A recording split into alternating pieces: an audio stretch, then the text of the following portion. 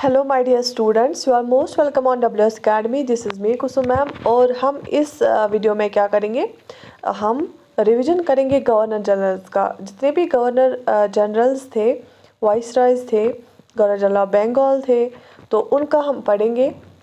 इसमें हर एक चीज़ लिखा है हर एक गवर्नर जनरल का, लेकिन जो मोस्ट इम्पॉर्टेंट है उनका मैं रिपीट करूँगी, तो उनका आपको ज़्यादा याद रहना चाहिए। अदरवाइज़ ये तो सारे हैं, बहुत सारे हैं, तो पूरा ज़रूरी नहीं आप याद रखोगे, लेकिन जिसमें मैं ज़्यादा स्ट्रेस करूँगी जिस पॉइंट पे, वो आप याद रख लेना ज़रूरी। और हम यहाँ से स्टार्ट करूँगी मैं 1950, मतलब आफ्टर इंडिपेंडेंस से, ठीक है। तो जो भी बहुत ज़्यादा इंपॉर्टेंट है वो आप याद रख लेना, ठीक है। देखो, सबसे पहले आपको पता है, पहले governor of Bengal, Madras and वो बम्बई कलकत्ता, वो प्रोविंसेस का होता था। और फिर गवर्नर ऑफ बंगाल को बनाया गया गवर्नर जनरल ऑफ बंगाल, जो कि आप सबको पता होगा पहला कौन था governor general of Bengal, Warren Hastings था गवर्नर जनरल ऑफ बंगाल। उसके बाद गवर्नर जनरल ऑफ बंगाल के बाद बन गया governor general of India, Lord William Benedict. Governor general of India Lord William Benedict, ठीक है, बेंडिक बन गया governor general of India. Governor general of India के बाद इसका नॉमेनक्लेचर चेंज करके वाइसराय बना दिया गया, वाइसरॉय, वो बना lord Canning, I am not wrong, ठीक है। लॉर्ड कैनिंग बना पहले, तो सबसे पहले governor general of Bengal Warren Hastings, उसके बाद गवर्नर जनरल ऑफ इंडिया बना दिया गया उसको, आई थिंक वो लॉर्ड विलियम बेंडिक ही था। और उसके बाद आप ये चेक कर लेना, हाँ लॉर्ड विलियम बेंडिक ही था। उसके बाद ये जो पहला वाइस राय था वो लॉर्ड कैनिंग था, वो बनाया गया 1858 में, जब क्राउन ने अपने अंडर सारा लिया। ये तो हमने मॉडर्न इंडिया में पढ़ा है, मॉडर्न हिस्ट्री में। तो इसमें हम अब इम्पोर्टेंट वाले देखेंगे। अब देखो, आफ्टर इंडिपेंडेंस जो पहला ये था lost governor general of India, independence के बाद जब इसका गवर्नर जनरल ऑफ इंडिया था या वाइसराय था, वाइसराय का ऑफिस जब एबॉलिश किया गया, उससे पहले कौन इंडियन था इसका बनाया गया, कौन last governor general of India कौन था ऑफिस एबॉलिश करने से पहले?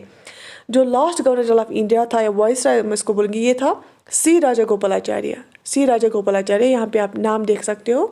He was a last governor general of India before office was permanently abolish, ठीक है। फ्री इंडिया का पहला गवर्नर जनरल नहीं था, नहीं, पहला तो लॉर्ड माउंटबेटन था, लेकिन अपना इंडियन गवर्नर जनरल कौन था? अपना इंडियन गवर्नर जनरल था सी राजागोपालाचार्य।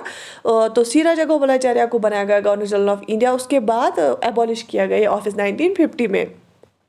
तो सी राजागोपालाचार्य इम्पॉर्टेंट है, ठीक है, वो इम्पॉर्टेंट है। हमने ये मॉडर्न हिस्ट्री में ये सारी चीज़ें आती हैं, लेकिन यहाँ पे मैं आपको पर्टिकुलरली इनका रिवाइज कराऊंगी।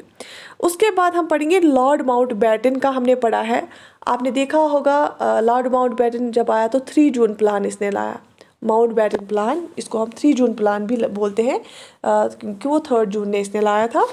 तो लॉर्ड माउंटबेटन जो है, ये लिखा है यहाँ पे, जून 3 प्लान इसने लाया था। रेड क्लिफ कमीशन भी इसने लाया था, क्योंकि माउंटबेटन ने ही फिर लास्ट में 1947 वाला एक्ट दिया और पार्टीशन कराया, और उसने भी बाउंड्री कमीशन भी सेटअप इसी ने कराया। लॉर्ड माउंटबेटन ने ये जो काम किए हैं ये इंपॉर्टेंट है। एक तो 3 जून प्लान इसने दिया है, और रेड क्लिफ कमीशन इसी ने सेटअप कराया, और इंडियाज़ इंडिपेंडेंस जो है, इंडिया की इंडिपेंडेंस भी इसी ने दिलाई, इसी के टाइम पे आई जब Lord Mountbatten governor general of India था, ठीक है। तो लॉर्ड माउंटबेटन तो इम्पोर्टेंट इस हिसाब से बहुत ज़्यादा है, ठीक है बच्चा लोग। इसके बाद आप देखो लॉर्ड वेवल जो है, लॉर्ड वेवल आप डेट भी याद रख सकते हो, 1944 to 47। लॉर्ड वेवल जो है, लॉर्ड वेवल के टाइम पे क्या क्या आया था? सिंपल पहला है वेवल प्लान आया था, शिमला कॉन्फ्रेंस, क्योंकि वेवल प्लान इसने कहाँ पे दिया था? शिमला में बैठ के, तो वहाँ पे एक कॉन्फ्रेंस हुई थी, शिमला कॉन्फ्रेंस भी हुई थी। लॉर्ड वेवल के टाइम पे कैबिनेट मिशन प्लान भी आ गया था, कैबिनेट मिशन भी आया था, जो कि 1946 में आया, क्योंकि 1947 तक लॉर्ड वेवल था, और लॉर्ड वेवल को फिर रिप्लेस किया किसने? लॉर्ड माउंटबेटन ने, ठीक है। तो लॉर्ड वेवल ने क्या दिया था? वेवल प्लान दिया था, शिमला कॉन्फ्रेंस भी हुई थी, सी राजागोपालाचार्य फार्मूला भी इसी के टाइम आई थी, कैबिनेट मिशन भी इसी के टाइम आया था, डायरेक्ट एक्शन डे भी आया था, जो कि डायरेक्ट एक्शन डे किसने लाया था? मुस्लिम लीग ने, सो दैट कि हमें अलग पाकिस्तान चाहिए। तो डायरेक्ट एक्शन डे भी इसी के टाइम पे हुआ था। और अनाउंसमेंट जो क्लेमेंट एटली ने की थी end of the British rule, वो भी इसी के टाइम पे हुई थी। तो जो लॉर्ड वेवल है, इसके टाइम पे C Rajagopalachari formula CR formula आई थी, वेवल प्लान और शिमला कॉन्फ्रेंस आई थी, cabinet mission, important cabinet mission इसी के टाइम पे आया था, 1946 में लॉर्ड वेवल के टाइम पे आया था। तो यहाँ पे सबसे ज़्यादा इंपॉर्टेंट आपको याद रखना है, शिमला कॉन्फ्रेंस और कैबिनेट मिशन आया था लॉर्ड वेवल के टाइम। अच्छा, अगर हम लॉर्ड लिलिंथगो की बात करेंगे, लॉर्ड लिलिंथगो में क्या हुआ था? लॉर्ड लिलिंथगो में सबसे इम्पॉर्टेंट चीज़ आपको याद रखना है, अगस्त ऑफर। अगस्त ऑफर 1940 में आया था। उस टाइम लॉर्ड लिलिंथगो थे 1936 से लेकर 44 तक। तो लॉर्ड लिलिंथगो के टाइम पे क्या आया था? इसने लाया था अगस्त ऑफर। ठीक है, अगस्त ऑफर भी बहुत इंपॉर्टेंट है, आपको याद रखना। और क्रिप्स मिशन भी इसी के टाइम पे आया था, क्विट मिशन भी इसी पे टाइम पे आया था। क्रिप्स मिशन आया था, इंडियंस ने उसको रिजेक्ट किया, वो फेल हुआ। उसके बाद क्विट इंडिया मूवमेंट स्टार्ट हो गई। तो क्रिप्स मिशन और क्विट इंडिया मूवमेंट 1942 में आए थे, दोनों चीज़ स्टार्ट हुए थे। तो ये लॉर्ड लिलिंथगो के टाइम पे हुआ था। अगस्त ऑफर भी लॉर्ड लिलिंथगो के टाइम पे हुआ था। बाकी चीज़ें भी हुई थी, लेकिन सबसे ज़्यादा इंपॉर्टेंट यही है कि अगस्त ऑफर, क्रिप्स मिशन और क्विट इंडिया मूवमेंट लॉर्ड लिलिंथगो के टाइम पे हुआ था। बाकी चीज़ें यहाँ पे लिख के हैं, आप पढ़ भी सकते हैं। बाकी जैसे formation of Indian national army हुई थी, Tripuri crisis, formation of forward block जब सुभाष चंद्र बोस छोड़ के चले गए। अच्छा, Lahore resolution of Muslim league, ये सारा कुछ हुआ था जो कि यहाँ पे लिख के आप पढ़ सकते हैं। लेकिन जो मैं रिपीट कर रही हूँ वो इंपॉर्टेंट है। लॉर्ड लिलिंथगो के टाइम क्या हुआ था? क्रिप्स अगस्त ऑफर आया था, क्रिप्स मिशन आया था और क्विट इंडिया मूवमेंट। ठीक है, उसके बाद लॉर्ड विलिंगडन शॉर्ट पीरियड में के लिए आए थे, 5 साल के लिए। लॉर्ड विलिंगडन के टाइम आपको याद रखना है, second and third round table conference और पूना पैक्ट। ठीक है, आपको पता है लॉर्ड विलिंगडन के टाइम आपको याद रखना है, गवर्नमेंट ऑफ इंडिया एक्ट 35 आया था, गवर्नमेंट ऑफ इंडिया एक्ट 35 आया था। Second and third round table conference आया था, कुमनल अवार्ड और पूना पैक्ट। सारी चीज़ें इंपॉर्टेंट है यहाँ पे। तो that means government of India act 1935 जो आया था लॉर्ड विलिंगडन के टाइम आया था, कम्युनल अवार्ड भी उसी के टाइम आया था, second and third round table conference भी और पूना पैक्ट भी। ये जो आप ये पढ़ रहे हैं ना, ये किसके टाइम पे क्या हुआ, इसे रिविजन भी आपको हो जाएगा क्योंकि डेट हर एक के साथ है। उसके बाद आप देखोगे लॉर्ड इरविन। लॉर्ड इरविन के टाइम क्या हुआ था? सबसे इंपॉर्टेंट साइमन कमीशन आया था इंडिया 1927 में। साइमन कमीशन आया था, it was all white commission, 7 members में थे, सारे ब्रिटिश थे। और इसमें नेहरू रिपोर्ट भी आया था। बाकी चीज़ें अगर आपको याद रखनी है वो भी आप पढ़ सकते हो। इसमें पूर्ण स्वराज रेजोल्यूशन कब, कंप्लीट फ्रीडम के लिए कब उन्होंने ये किया था? लाहौर सेशन हुआ था इसी के टाइम पे, लॉर्ड इरविन के टाइम पे। अच्छा, सबसे इंपॉर्टेंट चीज़ दांडी मार्च और civil disobedience movement lord Irwin के टाइम पे ही हुई थी। फर्स्ट राउंड टेबल कॉन्फ्रेंस भी लॉर्ड इरविन के टाइम पे हुई थी, क्योंकि first round table conference Congress ने बायकॉट की थी। फिर गांधी इरविन पैक्ट हुआ जिसमें गांधी जी ने माना कि मैं सिविल डिसोबीडियंस मूवमेंट को रोकूंगा और हम सेकंड राउंड टेबल कॉन्फ्रेंस में सेकंड राउंड टेबल कॉन्फ्रेंस को अटेंड करेंगे। तो फर्स्ट राउंड टेबल कॉन्फ्रेंस हुई थी लॉर्ड इरविन के टाइम पे ही। और फिर जब सेकंड राउंड टेबल कॉन्फ्रेंस में गांधी जी गया था उस टाइम पे लॉर्ड विलिंगडन आया था। ठीक है, यहाँ पे कंफ्यूजन आप नहीं रखना। तो फर्स्ट राउंड टेबल कॉन्फ्रेंस, एक देखो गांधी इरविन पैक्ट भी, दांडी मार्च और सिविल डिसोबीडियंस मूवमेंट और नेहरू रिपोर्ट और साइमन कमीशन, ये सारा कुछ कब हुआ था? लॉर्ड इरविन के टाइम पे हुआ था। ठीक है, ये सारा कुछ अपनी हिस्ट्री में पढ़ा है, बस रिवीजन यहाँ पे मैं करा रही हूँ। उसके बाद अगर आप देखेंगे लॉर्ड रीडिंग की बात करेंगे, लॉर्ड रीडिंग में तो कुछ ऐसा कुछ हुआ नहीं था। सबसे ज़्यादा क्या हुआ था? ककोरी ट्रेन रॉबरी हुई थी, जिसमें उन्होंने एक ट्रेन की चोरी की थी।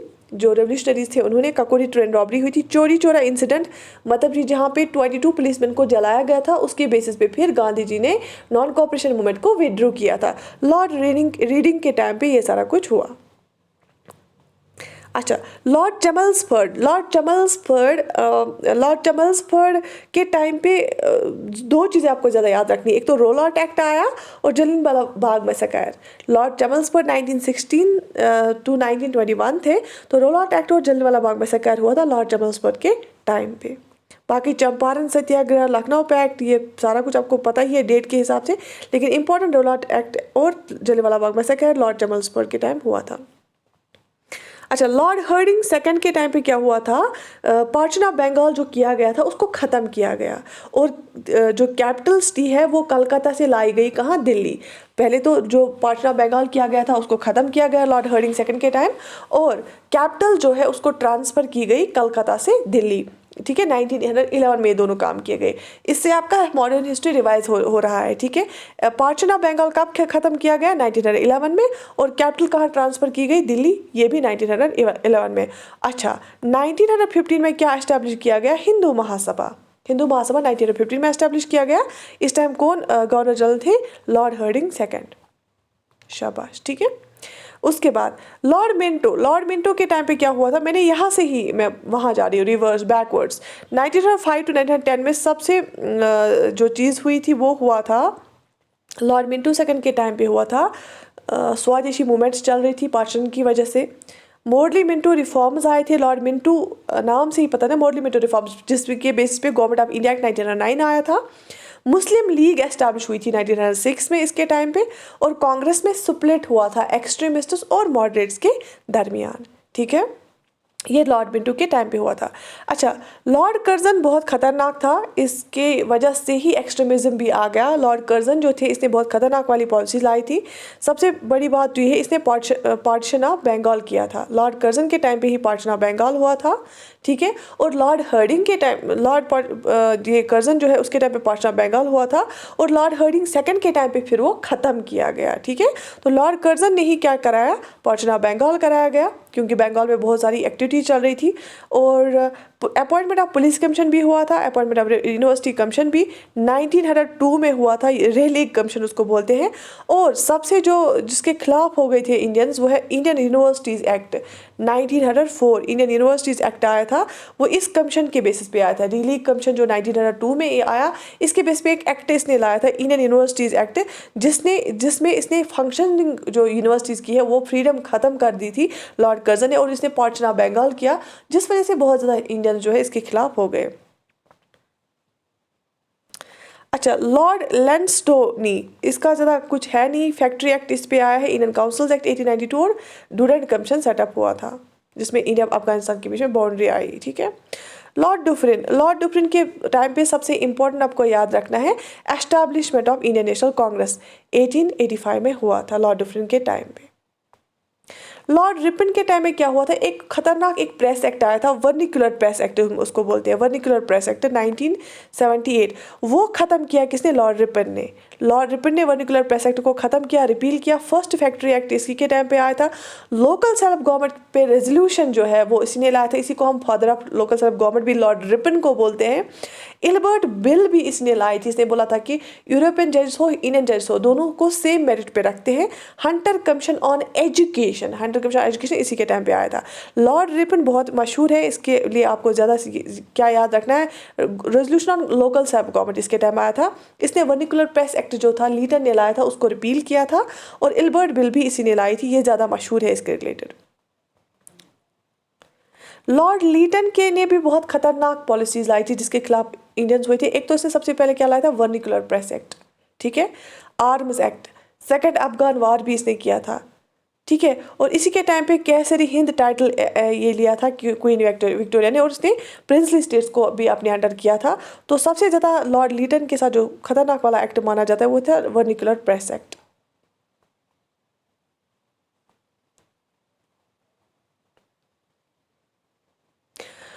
लॉर्ड जॉन लॉरेंस के टाइम पे आपको याद रखना भूटान वार हुआ था और हाई कोर्ट्स बनाए गए थे कलकत्ता, मुंबई और मद्रास पे। अच्छा, लॉर्ड कैनिंग के टाइम पे सबसे इंपॉर्टेंट चीज़ रिवोल्ट ऑफ 1857 हुआ था। ठीक है, यूनिवर्सिटीज एस्टैब्लिश की गई थी कलकत्ता, मद्रास और मुंबई में। और क्राउन ने अपने अंडर लिया था सारा कुछ। 1858 वाला एक्ट आया था। इंडियन काउंसिल्स ऑफ 1861 भी आया था। इंडियन काउंसिल एक्ट 1861 आया था, जिसमें मैंने आपको बताया कि पोर्टफोलियो सिस्टम आया, ऑर्डिनेंस सिस्टम आया।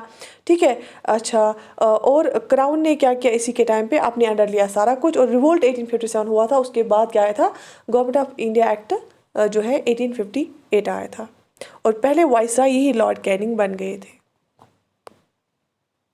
लॉर्ड डेलहाउजी भी बहुत मशहूर है। क्यों? क्योंकि इसने डॉक्ट्रिन ऑफ लैप्स लाया था। वुड्स डिस्पोज भी इसी के टाइम आया था। पहली रेलवे लाइन जो है मुंबई टू थाने आई थी। और इसके बाद इसने क्या किया था? एनेक्स किया था लोअर बर्मा। और सेकंड एंग्लो सिख वार भी हुआ था। लेकिन सबसे ज़्यादा इंपॉर्टेंट आपको ये रखना है, याद रखना है कि इसने डॉक्ट्रिन ऑफ लैप्स लाया और मैंने आपको ये पढ़ाया है हिस्ट्री में। और इसने क्या किया, इसने first railway line connecting Mumbai and Thane. ठीक है, अच्छा उसके बाद ये ज़्यादा इम्पोर्टेंट नहीं है, आप पढ़ भी सकते हैं खुद ये सारी चीज़ें इनके रिलेटेड। और विलियम बेंटिक जो है, इसका सबसे इम्पॉर्टेंट चीज़ क्या है, इसके टाइम चार्टर एक्ट ऑफ 1833 आया और फिर ये गवर्नर जनरल ऑफ इंडिया, पहले गवर्नर जनरल ऑफ इंडिया बने, चार्टर एक्ट ऑफ 83 आया और इसने सती सिस्टम को एबॉलिश किया था। लॉर्ड विलियम बेंटिक ने राजा राम मोहन रॉय की मदद से सती सिस्टम को एबॉलिश किया था और चार्टर एक्ट ऑफ 1833 आया। ठीक है, अच्छा वेल्सली का आपको याद रखना है, इसने सब्सिडी अलायंस सिस्टम लाया था, सब्सिडी अलायंस सिस्टम इसने लाया था लॉर्ड वेल्सली ने। कॉर्नवेल्स का इंपॉर्टेंट आपको याद रखना है, इसने परमानेंट सेटलमेंट, जमींदारी सिस्टम में परमानेंट सेटलमेंट लाई, कॉर्नवेल्स कोड लाया, इसने सिविल सर्विसेज रिफॉर्म की, जुडिशियल रिफॉर्म्स किया और परमानेंट सेटलमेंट बंगाल में लाया। वेरिन हेस्टिंग्स जो थे ये पहले गवर्नर जनरल ऑफ बंगाल थे और इसके टाइम पे क्या हुआ था, रेगुलेटिंग एक्ट 1773 है जो मैंने आपको पहले पढ़ा है, पहला एक्ट। और फिर जो मैंने आपको बैच में मैंने पढ़ा है, पिट्स इंडिया एक्ट आया 1974, Rohilla war 1774, first Maratha war and treaty of Salbai and second Mysore war, ये सब चीज़ें इसके टाइम पे हुई थी, वेरिन हेस्टिंग्स के टाइम पे। और बाकी जितना भी इम्पोर्टेंट इसमें मुझे लगा था मैंने आपको वो बताया। अगर आप पूरा रिवाइज करना चाहते हैं तो मैं टेलीग्राम पे भी ये PDF भिजवाऊंगी और जो ग्रुप हमारे बैच है जो कि PSI के या बाकी बैच है वहाँ पे भी हम अपलोड करेंगे ये PDF। ठीक है, so I wish you all the best, take very good care of yourself, अल्लाह हाफिज़।